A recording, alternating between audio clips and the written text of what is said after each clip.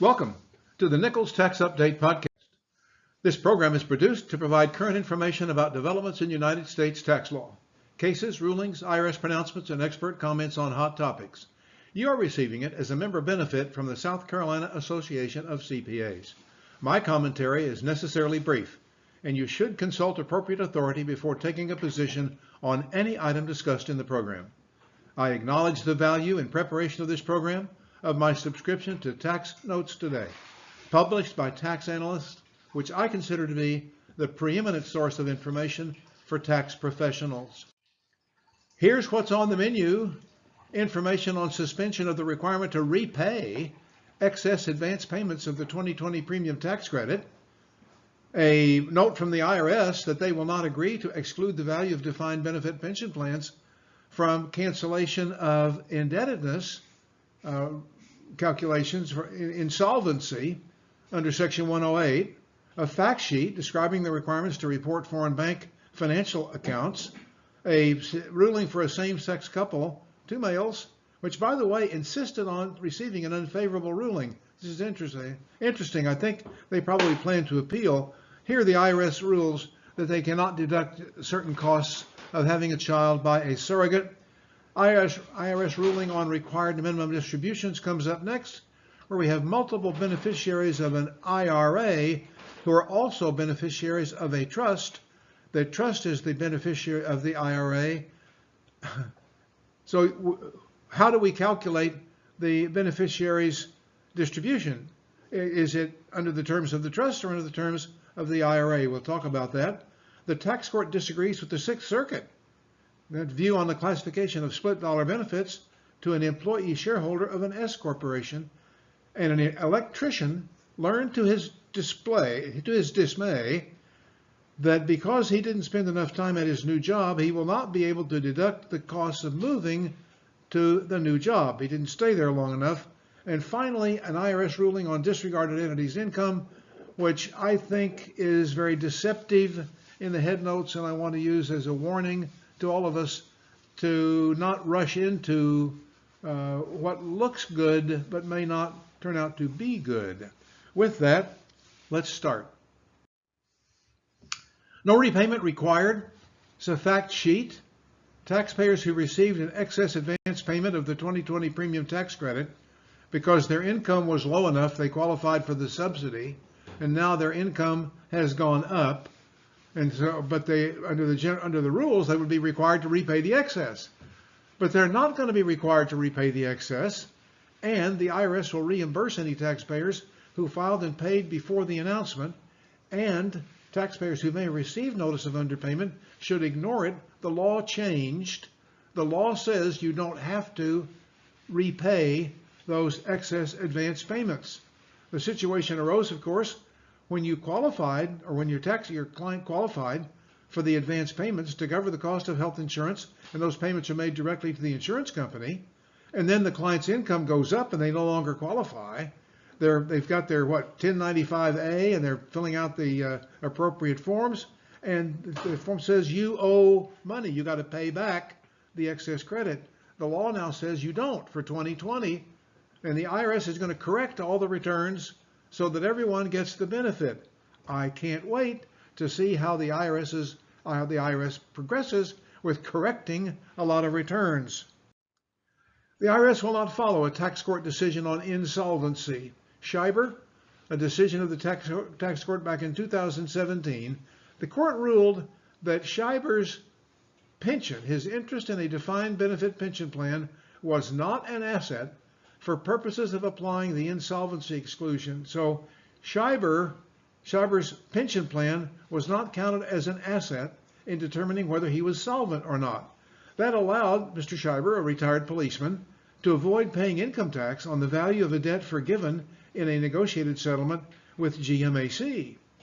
His monthly pension payments could not be pledged as collateral, they could not be accelerated, and ended upon the death of he and his wife. In short, he had no property interest in his pension that could be valued for purposes of testing solvency. The IRS says, in spite of all that, we believe that that pension has value, and the value should be determined and the value of even a defined benefit pension needs to be included in the solvency calculation. Now, knowing that, if you have a client where you're making a solvency calculation and you have this concern, you have a defined benefit pension plan in the mix, you know what the position of the tax court is, you know what the Schreiber decision is. Now, Schreiber's in California. In California, there's no doubt that you could follow Schreiber. But the rest of the country, I don't think you can. I think you got to follow the tax court, or you're going to be out there on thin ice, hanging from a limb that you may not succeed in your return position. You're going to have to disclose it. In any event, if you take a return position that a defined benefit pension benefit is not includable in the taxpayer's solvency calculation, you're going to have to file the form 8275 and disclose it, or 8720. What is it, 8275, 8725? That form, the disclosure form. Then a foreign account reporting requirements. Here's a fact sheet. You can print it. It's 5 pages. Print it out. Give it to the client that may have a foreign account, that's concerned about a foreign account, that does have a foreign account. Here are the rules on reporting your foreign account, whether it's a bank account or a brokerage account, whether it's just a financial institution account, whatever it is. This document will give your client the instructions that they can follow. It saves you the trouble and the time of a face-to-face meeting with the client wanting to know about special circumstances and asking what-if questions, and you being tested to give horseback opinions. I would call them horseback opinions. Let the client read the rules. Then you know, if you're going to prepare the client's return, that they have been informed about the rules. Make sure that you make notes in your file that the client did in fact get from you these rules. Now we have a same-sex couple that cannot deduct the cost of having a child. These guys ask for a ruling. Normally you're going for a private letter ruling. You know it's going to be adverse. You don't take it. You tell the IRS, no, I don't want an adverse ruling. Just never mind. These guys wanted the adverse ruling, so I expect that they're going to appeal this in some way. But for right now, same-sex couples cannot deduct the costs and fees for egg donation, in vitro fertilization procedures, and the cost of supporting the mother during the gestation period. Those don't qualify as deductible medical expenses. None of those costs are incurred by reason of a disease or defect of the two gentlemen in the illustration. However, medical costs of their own, directly attributable to them, might be deductible within the limitations of Section 213. And you might even include the cost of sperm donation and maybe the cost of freezing, but that's a little dicey.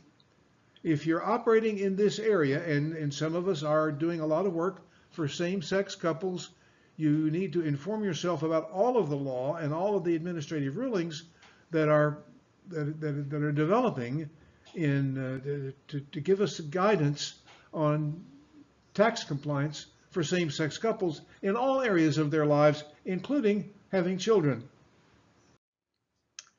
The required minimum distributions of an inherited IRA are going to be based on the age of the oldest beneficiary. Here's the situation. Trust is named as a beneficiary of a substantial IRA. That's a mistake to start with, because the trust is going to have to take distributions from the IRA. How? We don't have a life expectancy of the trust. Then the beneficiary, a grandchild of the settlor, died, and her children are the successor beneficiaries of the IRA and of the trust. So those 5 children are treated as having been designated as a beneficiary of the trust's IRA for purposes of determining the distribution period under Section 401A9. But you've got a statutory distribution period from the IRA, and you've got a distribution period which can be determined by agreement of the parties for the trust. The required minimum distribution from the IRA to the beneficiaries, to the children, will be based on the life expectancy of the oldest of those child beneficiaries. But will that limit, or will that hold true for distributions from the trust? Does the trust is the trust interposed between the child receiving the IRA benefit and that benefit, even though it's taxable, then being distributed to that child? Or is that benefit distributed to all the children? This planning has created a very difficult situation because of the unexpected death of an intervening beneficiary. No one expects the grandchild to die before the child, but it happens, and when it happens, it throws your wealth transfer planning into a cocked hat. Here are the tax court rules on the treatment of split dollar benefit. Ruben de los Santos, April 12th.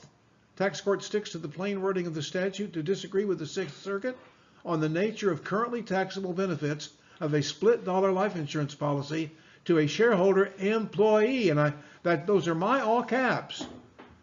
Which is the important relationship? As a shareholder or as an employee? Why was the split dollar life insurance benefit provided? Well, it's part of an employee benefit plan. There is no shareholder benefit plan. There's an employee benefit plan, and every employee of Dr. DeSantos S Corporation has a life insurance benefit, including the doctor. His life insurance benefit is a split dollar life insurance policy. It's a fairly big benefit, but the value of that benefit is ordinary income to the doctor. It is not an S Corporation distribution, which would not even be taxable. But if it's classified as wages, it's going to be subject to payroll taxes. Wow, somebody made a mistake in the advice that they gave the doctor, because the doctor, being both a shareholder and an employee, cannot receive tax-free benefits as a shareholder. There's no such thing in the tax law as a shareholder benefit program. There are lots of employee benefit programs, however, right? A lesson we should take well learned. Now, the time at the new job was simply too short. Teresa Doyle's husband's an electrician, and he moved out to Hawaii to take a new job. Things didn't work out. He had the new job for less than 4 months, so he missed the 39 weeks. And he returned from Florida to California. They show up in the tax court representing themselves, and they have a long story to tell. They ask the tax court for leniency. They want special treatment. But the tax court can't grant any special treatment that isn't available from the statute.